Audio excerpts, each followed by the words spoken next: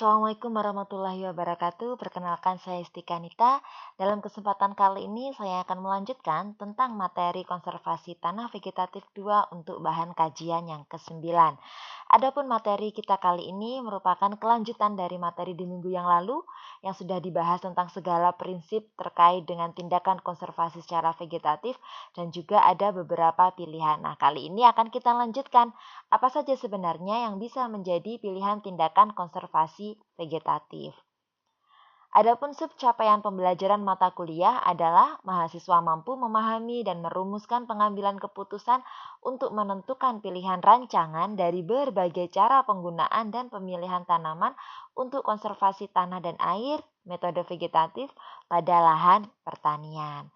Untuk menjawab hal ini, dalam tatap muka kali ini akan ada 6 bahan kajian, yakni yang pertama akan kita bahas mengenai kontur cropping, yang kedua pola tanam, yang ketiga strip penyangga riparian, yang keempat sistem agroforestry, yang kelima reboisasi dan rehabilitasi, dan yang terakhir adalah kebun bibit. Keenam bahan kajian ini merupakan pilihan dari tindakan konservasi secara vegetatif yang bisa kita terapkan di lahan. Tentunya harus ada pertimbangan dan apakah sesuai atau tidak dengan kondisi lahannya. Sebelum kita membahas satu persatu tentang pilihan tindakan konservasi, akan saya ingatkan dulu bahwasanya ingat konservasi tanah ini merupakan upaya peningkatan hasil, di mana semua usaha untuk meningkatkan hasil tanaman dimulai dari pemilihan varietas, cara tanam, pengolahan tanah, ya kan, hingga pengaturan pola tanam dan seterusnya. Ini merupakan pekerjaan konservasi tanah dan air. Jadi, yang ingin saya tekankan lagi adalah tindakan konservasi bukan merupakan tindakan tambahan dari serangkaian kegiatan budidaya yang akan dikerjakan. Karena tujuan dan arahan dari pelaksanaan tindakan konservasi adalah untuk mendapatkan produksi yang optimum dan berkesinambungan. Nah, dari apa yang saya sampaikan ini mengindikasikan bahwasanya tujuan dari tindakan konservasi tidak hanya menurunkan erosi, namun juga harus tercapai yang namanya kesejahteraan ekonomi maupun kesejahteraan sosial. Karena lahan yang sedang kita konservasi, di situ ada aspek sumber daya manusianya. Yang pertama, tindakan konservasi secara vegetatif adalah terkait dengan kontur cropping. Apa itu kontur cropping? Nah, kontur cropping ini biasanya yang kita kenal dengan istilah penanaman searah dengan kontur. Jadi, apa yang kita lakukan dalam praktek penanaman tanaman ini arahannya searah dengan kontur, berarti apa? Ini harus memotong eh, arah kelerengan gitu ya. Jadi jangan sampai Anda memaknai kalau penanaman searah kontur berarti ini harus searah dengan lereng. Nah, itu justru salah. Gitu ya. Jadi kita harus tegak lurus dengan kelerengan. Nah, dengan demikian, dalam praktek kontur cropping segala tindakan meliputi pengolahan tanah, ya kan? Kemudian bisa apa saja sih pengolahan tanah? Membajak, menggaru, menyiapkan bedengan, kemudian pembibitan. Nah, itu semuanya juga dilakukan dalam kondisi searah dengan kontur. Nah, kalau misalkan semua hal itu kita lakukan, nah itu masuk ke dalam sistem kontur cropping. Kemudian perkembangan berikutnya, ternyata tidak hanya dalam praktek kontur cropping ini yang bisa kita gunakan hanya satu komoditas. Boleh kita selang-selingkan. Nah, kalau misalkan seperti itu yang kita terapkan, itu masuknya adalah ke kontur strip cropping. Nah, di mana kontur strip cropping itu maknanya ada penggunaan 2 atau lebih tanaman yang kita tanam searah dengan kontur yang sifatnya nantinya berselang-seling seperti itu. Nah, kemudian pertanyaannya, apa tujuannya kita melakukan penanaman harus searah kontur? Nah, dari sini adakah yang ingat apa itu kontur? Ya, kontur itu merupakan suatu garis hayal yang menghubungkan titik-titik yang ketinggiannya sama. Nah, kalau misalkan ketinggiannya sama, tentunya dia akan mempunyai tingkat kemiringan lereng juga sama. Nah, apa maksudnya? Kenapa kok harus searah dengan kontur? Nah, ingat, naluri ya kan dari air ketika dia akan mengalir, dia pasti akan mencari tempat yang lebih rendah. Nah, jadi kalau misalkan secara sederhana ini bisa saya ilustrasikan kalau kita melakukan penanaman searah dengan kontur. Nah, Berarti kan kita melakukan pengolahan dan sebagainya itu pada garis yang mempunyai ketinggian yang sama, ketika ada aliran air, nah ini nanti akan terhambat, jadi akan bisa mengurangi dari segi kecepatannya dan juga dari segi energinya. Nah, itulah yang melatar belakangi salah satu pilihan tindakan konservasi bisa juga dilakukan dengan penanaman searah kontur yang sangat potensial untuk pengelolaan ini biasanya dilakukan ya pasti pada lahan-lahan yang mempunyai kemiringan lereng karena kondisi lahan yang mempunyai kemiringan lereng apalagi yang cukup curam, kalau misalkan terjadi hujan pastinya di sini aliran permukaan yang terjadi di atas permukaan tanah akan sangat tinggi. Nah, ini potensi terjadinya erosi juga akan sangat tinggi. Dengan adanya penanaman yang sesuai dengan kontur, nah ini nanti akan bisa menghambat, bisa mengurangi, bisa mengendalikan juga terkait dengan kecepatan aliran tadi. Sehingga awal mula cerita terjadinya erosi ini bisa dikendalikan. Nah, dari apa yang saya sampaikan tadi, keuntungannya apa ya? Pasti satu, mengurangi limpasan permukaan maupun erosi. Dengan demikian nanti juga akan bisa mengurangi kehilangan unsur hara melalui tadi erosi. Yang ketiga, mempercepat pengolahan tanah. Kenapa? Karena dengan kita menerapkan penanaman searah dengan kontur ini akan sangat mempermudah sekali ketika melaksanakan pengolahan tanah. Apalagi misalkan kita menggunakan tenaga hewan maupun dari tenaga mesin berupa traktor akan lebih mudah untuk kerjanya. Namun kelemahannya apa? Kelemahannya adalah jika dalam penentuan garis kontur di sini ada ketidaktepatan, maka akan memperbesar resiko terjadinya erosi. Jadi harus tepat dalam menentukan kontur yang ada di lahan. Bagaimana caranya? Sudah dibahas bukan pada praktikum? Ya, coba diingat kembali. Ada beberapa alat yang bisa kita gunakan untuk menentukan kontur yang ada di lahan. Salah satunya apa? Ya, ada ondol-ondol, itu yang paling sederhana gitu kan. Kemudian ada water pass dan yang canggih itu ada theodolit gitu. Kemudian kelemahan yang kedua, karena tadi harus ada ketepatan gitu ya. Nah, ini akan diimbangi juga diperlukan yang namanya adalah keterampilan khusus dan memadai untuk menentukan garis kontur yang ada di lahan. Sehingga dengan demikian membutuhkan juga untuk pelibatan tenaga kerjanya akan cukup intensif. Nah, itulah yang menjadi kelebihan maupun kekurangan untuk penerapan contour cropping sebagai salah satu tindakan konservasi vegetatif yang bisa kita lakukan. Nah, seperti yang saya singgung di awal tadi, pengembangan dari contour cropping ini ternyata ada, yakni adalah tanaman strip searah kontur atau contour strip cropping. Yang maknanya apa? Ada penanaman 2 atau 3 macam tanaman secara berselang-seling menurut kontur. Keuntungannya iya ya, menurunkan erosi dan maupun limpasan permukaan. Nah, syaratnya adalah harus diatur terkait dengan lahan yang tertutup seperti itu ya. Kenapa? Karena pada lahan yang curam ini harus ada bagian lahan yang tertutup secara permanen. Jadi maksudnya dengan adanya penggunaan tanaman yang lebih dari satu, nah ini harus kita atur terkait dengan pertimbangan waktunya, itu mana tanaman yang sifatnya di sini berumur panjang. Karena tidak mungkin kita melakukan perubahan lahan kemudian langsung dibuka secara total dalam kontur strip cropping. Kemudian, pilihan tindakan yang kedua adalah pola tanam. Nah, saya rasa kalau saya menyebutkan pola tanam ini bukan hal yang asing ya, karena pada mata kuliah yang lain juga dibahas secara mendetail bahkan terkait dengan pola tanam. Nah, ini saya sampaikan secara sekilas saja, nanti untuk pendalamannya silahkan dipelajari lebih lanjut. Jadi terkait dengan pola tanam ada 3 hal. Satu adalah terkait dengan rotasi tanaman atau pergiliran tanaman. Dua adalah tanaman tunggal atau dengan sistem monokultur. Yang ketiga di sini ada tanaman ganda. Nah, lawannya tunggal berarti di lahan ada lebih dari satu tanaman. Nah, untuk tanaman ganda itu sendiri ada pilihannya. Apakah berupa tanaman campuran, tumpang sari, atau berupa tanaman lorong. Nah, dari pilihan pola tanam dari poin 1, 2 maupun 3 bagaimana penjelasannya? Berikut. Yang pertama terkait dengan rotasi tanaman atau pergiliran tanaman. Maknanya adalah memang kita menanam beberapa macam tanaman pada sebidang lahan yang sama, namun pada waktu yang berurutan. Jadi misalkan dalam 1 tahun ini musim tanam yang pertama komoditasnya apa, kemudian yang kedua apa, yang ketiga apa. Sebagai contoh di sini saya ilustrasikan awalnya padi gogo, kemudian pada musim tanam berikutnya diganti dirubah menjadi kacang tanah dan yang berikutnya adalah jagung. Jadi dalam 1 tahun di sini ada 3 jenis tanaman yang dibudidayakan pada lahan tersebut. Nah, keuntungannya apa? Karena di sini ada variasi penggunaan tanaman dari jenisnya saja berbeda, kemudian di sini dari apa?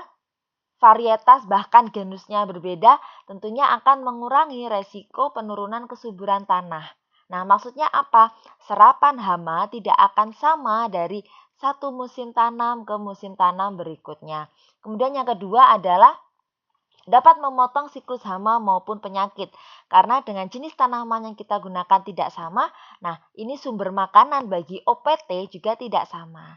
Yang terakhir, pasti di sini akan menganeka-ragamkan hasil. Nah, untuk mencapai keuntungan tersebut yang harus diingat adalah syarat tanamannya yang sesuai untuk dirotasikan adalah satu ya pasti tadi tidak memerlukan hara yang sama. Jadi misalkan jumlah N-nya sama, jumlah P-nya sama. Jadi kalau bisa bervariasi. Sehingga apa? Ada pemulihan lahan gitu ya.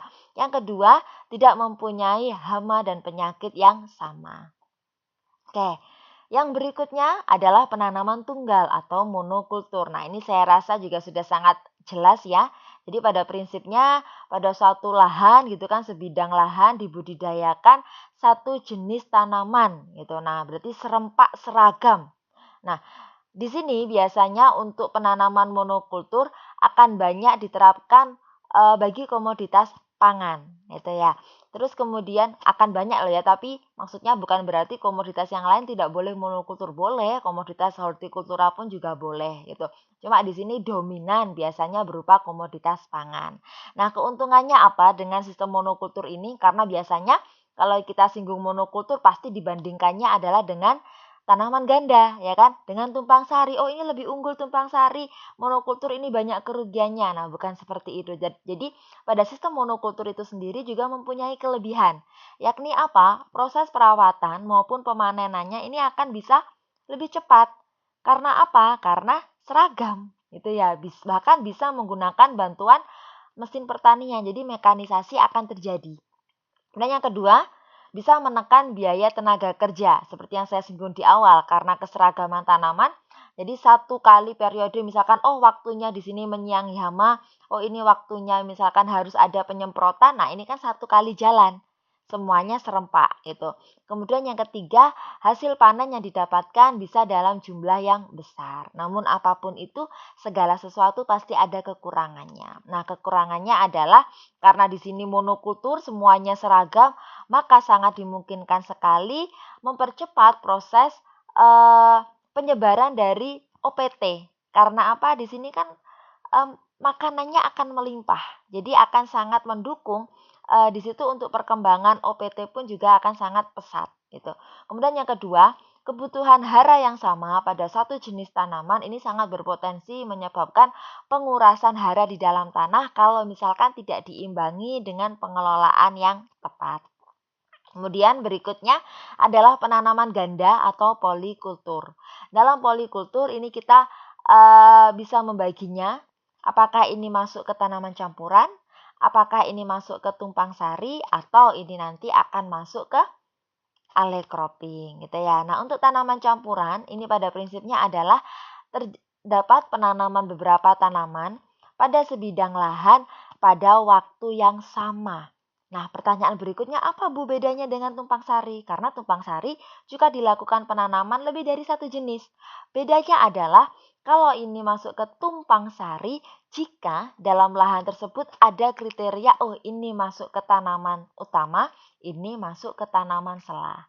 Selama pada praktek budidaya yang diterapkan tidak ada pengkategorian hal tersebut, maka itu masuk ke sistem tanaman campuran. Nah, keuntungannya apa dengan kita menerapkan campuran maupun tumpang sari merupakan bagian dari polikultur?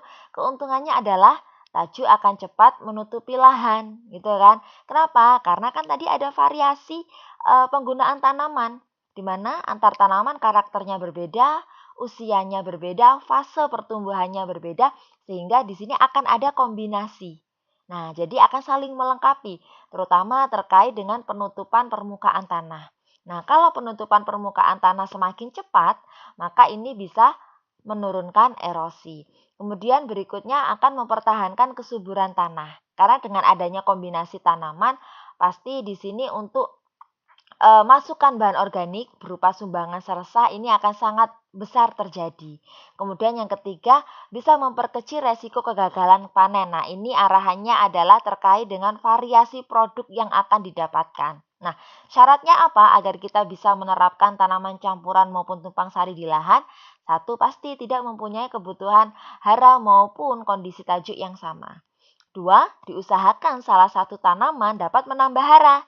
Jadi jangan hanya satunya hanya fungsinya untuk produksi saja. Namun tanaman yang lainnya ini kalau bisa mempunyai fungsi yang lain yakni dalam hal penambatan hara. Kemudian yang ketiga, tidak mempunyai hama maupun penyakit yang sama. Sebagai contoh, nah, ini ada berbagai macam tumpang sari maupun tanaman campuran yang telah diterapkan di lahan. Jadi ada kombinasi antara jagung dengan kedelai, kemudian cabai dengan kubis, ini yang banyak kita jumpai ya di area Malang Raya. Kemudian di sini ada cabai rawit, bawang, dan sawi yang ditanam dalam satu bedengan. Dan ternyata pada lahan basah, untuk tanaman padi juga bisa loh ditumpang sarikan. Nah, ini ada studi kasus. Nah, ternyata ada padi ditumpang sarikan dengan buah naga. Seperti itu. Nah, ini ada beberapa potret yang bisa Anda gunakan untuk referensi. Oke, yang terakhir, dalam polikultur, ini bisa kita terapkan yang namanya adalah tanaman lorong. Apa itu tanaman lorong? Nah, Anda mengenalnya adalah dengan istilah, ya, alley cropping juga bisa. Yang pada prinsipnya, penanaman secara alley cropping ini merupakan bentuk khusus dari strip cropping, di mana tanaman stripnya ini merupakan tanaman pohon. Kalau di awal tadi strip cropping gitu kan, nah ini kan hanya tanaman yang digunakan berupa tanaman semusim.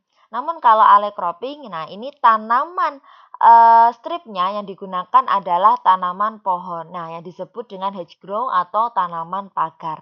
Sedangkan tanaman pangan atau tanaman semusimnya, nah ini ditanam di antara dua baris tanaman pagar. Inilah yang disebut dengan tanaman lorong. Nah, contohnya saya ilustrasikan pada gambar di bawah. Nah, ini adalah tanaman pagarnya. Kemudian di antara dua tanaman pagar ini adalah tanaman semusim, di mana tanaman semusim ini yang kita sebut dengan tanaman lorong. Nah, dengan praktek penanaman dengan sistem ini, manfaatnya apa? Satu adalah menurunkan laju erosi. Yang kedua, bisa juga mempertahankan kesuburan tanah, gitu. Kemudian syaratnya untuk menjadi tanaman pagarnya ini adalah tidak menyebabkan persaingan hara, air maupun cahaya. Karena dengan adanya pengkombinasian tanaman pohon dengan tanaman semusim, pasti tajuk tanaman pohon ini akan jauh lebih tinggi dan sangat berpotensi untuk menutupi. Jadi akan ada naungan. Nah, dengan demikian kita harus memperhatikan tanaman pasangannya gitu ya. Tanaman semusimnya ini toleransi naungannya ini seberapa besar gitu. Nah, ini nantinya yang bisa menjadi kerugian kalau tidak kita sesuaikan, karena ada beberapa kondisi, ada beberapa karakteristik tanaman kalau misalkan mendapatkan naungan justru itu nanti akan menghambat pertumbuhannya. Kalau pertumbuhannya terhambat, bagaimana mungkin nanti dia bisa berproduksi dengan optimal, gitu ya. Dan yang kedua, tanaman hedgerow ini atau tanaman pagarnya ini bisa menghasilkan bahan organik yang tinggi. Jadi itu keuntungannya kalau misalkan ada pengkombinasian dengan tanaman tahunan. Kemudian yang ketiga, di sini mampu menambat hara dari udara. Nah, ini sebagai fungsi tambahan. Jadi selain dia bisa menghasilkan bahan organik, ternyata fungsi lainnya ini adalah bisa menambat hara dari udara. Berarti hara apa ini? Kalau dari udara, ya hara nitrogen ya, unsur nitrogen ya. Nah, yang berikutnya tidak merupakan inang, hama maupun penyakit. Dan yang kelima, mudah dipelihara. Nah, Berikutnya adalah terkait dengan strip penyangga riparian. Nah, mungkin Anda agak asing, namun sebenarnya Anda juga sudah mengenal kalau saya sampaikan buffer atau tanaman filter di tepi sisi kiri dan kanan sungai, ya. Nah, itu adalah yang saya maksud dalam tindakan yang ketiga, yakni strip penyangga riparian. Jadi maknanya segala jenis tanaman, baik berupa pohon, rumput maupun semak ataupun campurannya gitu ya, yang ditanam di sepanjang tepi kiri dan kanan sungai, itulah yang disebut dengan strip penyangga riparian atau riparian buffer strip atau filter strip. Di mana fungsinya? Karena ditanam di sisi kanan dan kiri sungai, dia fungsinya adalah untuk menjaga kelestarian fungsi sungai itu sendiri. Dari apa? Dari segala macam sedimen-sedimen yang terbawa akibat erosi. Gitu ya. Nah, dengan adanya si tanaman buffer ini atau tanaman penyangga ini ternyata selain untuk mempertahankan fungsi sungai, fungsi yang lainnya juga adalah bisa menstabilkan tebing sungai. Kemudian dengan adanya penanaman apalagi tanaman pohon di sepanjang sisi kanan maupun kiri sungai ini akan sangat mempengaruhi juga terkait dengan kondisi iklim mikro pada air sungai. Nah, dampak lebih lanjutnya ini nanti akan sangat menguntungkan untuk habitat berbagai jenis binatang air. Nah, sebenarnya terkait dengan upaya penanaman buffer ya, penanaman tanaman buffer yang ada di sungai ini secara legal di undang-undang sudah ada. Bahkan untuk hal ini juga sudah ada ketentuannya. Sungai dengan kedalaman sekian maka seharusnya untuk daerah penyangganya ini berapa meter. Karena daerah penyangga ini maknanya akan ditanami tanaman atau kita kenal juga dengan jalur hijau. Jadi sebenarnya tidak boleh digunakan untuk peruntukan yang lainnya. Karena daerah penyangga atau kita kenal dengan istilah sepadan sungai ini sangat banyak sekali fungsinya, gitu ya. Nah, untuk itu hal yang menjadi tujuan untuk pelestarian ini harusnya juga Anda pahami. Nah, pada prakteknya ini seperti yang saya sampaikan tadi sudah ada legalitasnya, jadi macam-macam ketentuannya.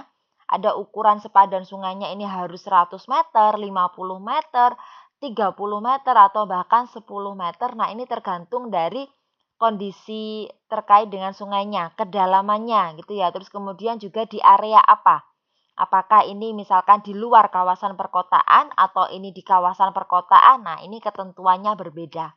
Yang ada di slide ini ada dua gambar yang sangat kontras sekali ya, yang sangat jelas sekali pembedanya. Gambar sebelah kiri, nah ini jalur hijaunya ada nih. Sepadan sungainya ditanami dengan tanaman ya kan. Namun pada gambar sebelah kanan, nah ini sudah langsung mepet dengan permukiman. Padahal kalau kita baca pada kawasan perkotaan ini garis sepadan sungai ditetapkan sekurang-kurangnya 10 meter bagi sungai yang kedalamannya tidak lebih dari 3 meter dan 15 meter jika kedalamannya lebih. Nah, kenapa hal ini masih terjadi? Nah, ini sebenarnya bukan kapasitas saya untuk menjawab, namun pada dasarnya kondisi area seperti ini mempunyai banyak sekali kepentingan. Gitulah. Nah, itu yang menyebabkan sampai sekarang kita juga masih menjumpai pemandangan yang seperti ini. Namun Anda harus tahu selayaknya seharusnya tidak boleh.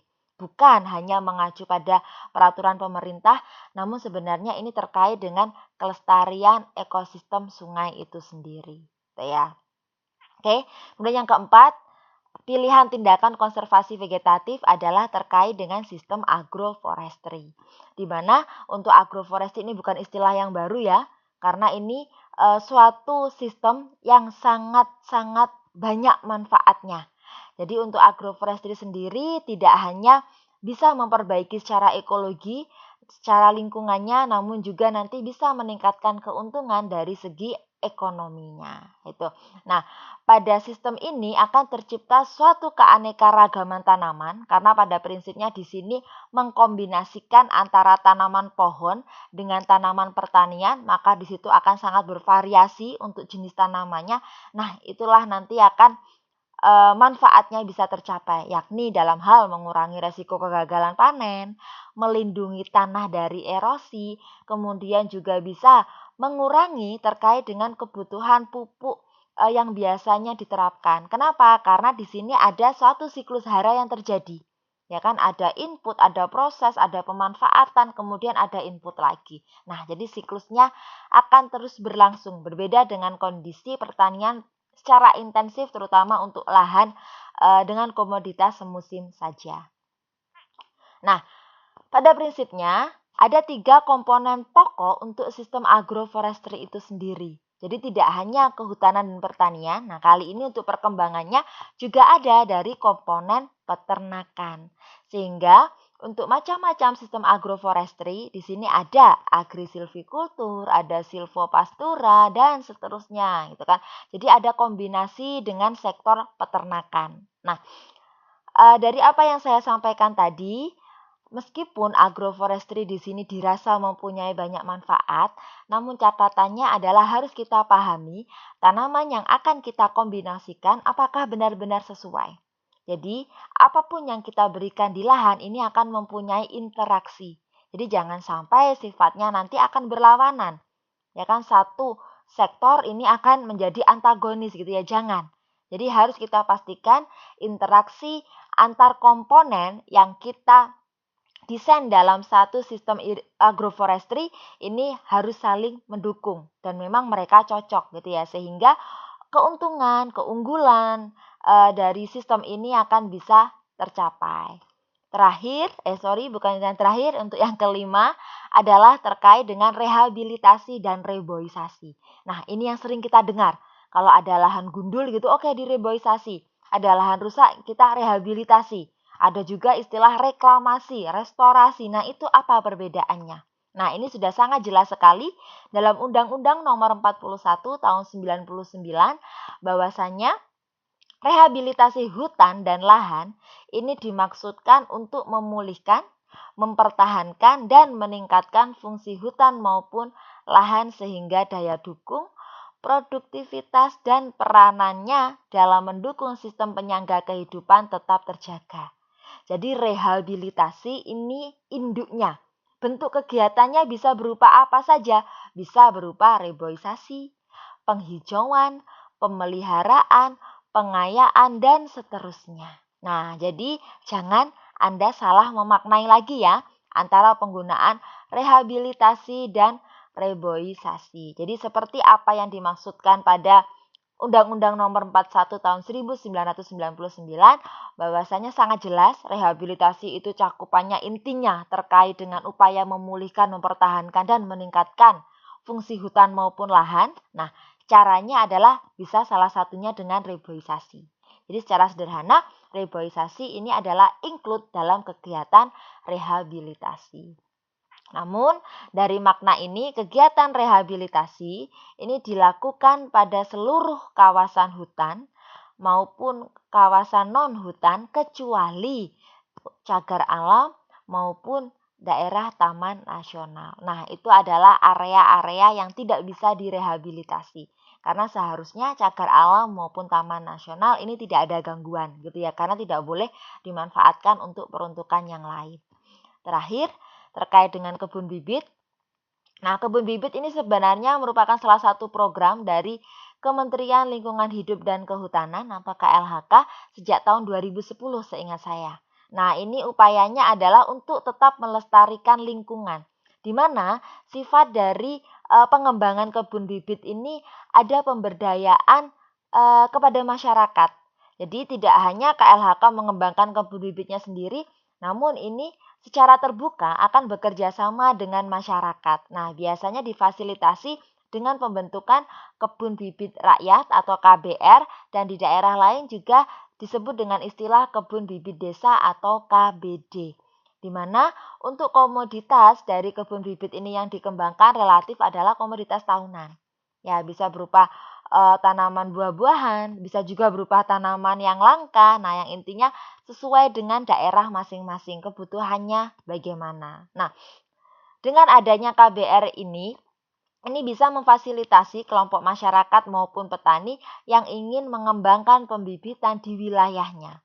Nah, secara implisit maupun eksplisit sebenarnya, salah satu tujuannya adalah terkait dengan mencegah, menanggulangi bencana, dan juga penyediaan oksigen serta penyerap racun yang mengkontaminasi di udara. Nah, jadi sebenarnya ujung-ujungnya dengan adanya capaian tujuan tersebut, ini kesejahteraan masyarakat juga bisa meningkat. Jadi dengan adanya banyaknya kebun bibit yang tersebar, nah ini harapannya adalah fungsi pencegahan, penanggulangan hingga ya kan di sini produksi oksigennya akan semakin tinggi sehingga lingkungan akan semakin sehat. Nah, itu sebenarnya arahan dengan adanya kebun bibit. Nah, catatannya adalah dalam tindakan konservasi vegetatif harus kita cermati komoditasnya. Komoditas apa yang akan kita tanam, komoditas apa yang akan dikombinasikan dengan tanaman yang lain misalkan. Nah, karena setiap komoditas ini mempunyai karakteristik yang tercermin dengan morfologinya yang tidak sama. Ingat materi minggu lalu ternyata tidak semua tanaman bisa kita gunakan untuk konservasi air khususnya. Meskipun semua tanaman punya tajuk, punya batang, punya akar, namun ternyata bagaimana prosesnya dalam hal memperbaiki sifat fisik, kimia, dan tanahnya ini tidak sama. Nah, apakah maknanya berarti tanaman yang tidak bisa dikonservasi tidak boleh ditanam ya Bu? Tidak seperti itu. Ingat, pengelolaan lahan kita mengacu pada potensi lahan, yakni sesuai dengan kelas kemampuan lahan. Kalau lahan pertanian kita di sini masuk pada kelas 1 ya tidak ada masalah kita menerapkan pertanian yang intensif. Namun intensif di sini maknanya adalah segala sesuatunya juga harus tepat. Misalkan penentuan dosisnya, dosis untuk pupuk, untuk pestisida dan seterusnya. Jangan diasumsikan dia kelas 1 dia akan bebas dari kerusakan, tidak. Dia juga bisa mengalami kerusakan kalau pengelolaan atau manajemen yang dilakukan tidak tepat, tidak sesuai, gitu ya. Nah, demikian yang bisa saya sampaikan untuk pertemuan kita kali ini. Banyak hal yang bisa Anda cari lagi karena beberapa referensi terkait dengan hasil penelitian komoditas ini digunakan untuk menekan erosi apakah efektif atau tidak. Nah, itu akan banyak sekali bisa Anda dapatkan. Jadi tidak hanya dari apa yang saya sampaikan, silahkan dikembangkan, ditelusuri. Akhir kata dari saya, terima kasih dan mohon maaf jika ada kekurangan. Sampai jumpa lagi pada pertemuan berikutnya. Wassalamualaikum warahmatullahi wabarakatuh.